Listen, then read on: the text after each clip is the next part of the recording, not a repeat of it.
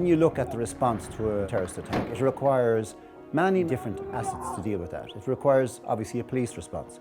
It requires a military response. It requires a medical response, a fire response, civilian response.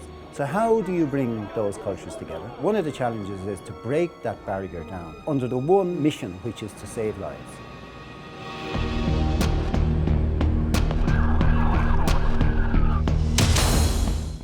One of the most difficult challenges that we find when dealing with terrorism generally is the unpredictability of the threat, the speed with which people can become radicalised, and that pace between radicalisation and action.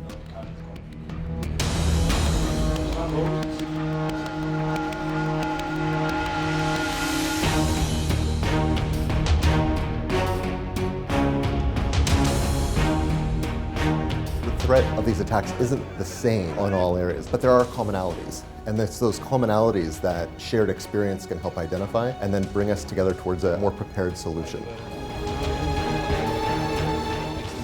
So the scenarios themselves are all based on real-life incidents, and what we try to do here is to place them into context. Having a physical location that people can actually go and visit is ideal, because it means they can physically see on the ground then how the attack is going to play out and what defences then need to be put in place.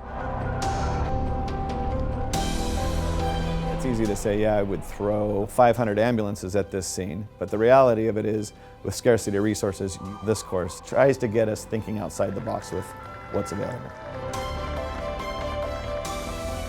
We need to build on this over the next number of years because this threat's not going away and it's going to develop. We need to be ahead of this problem.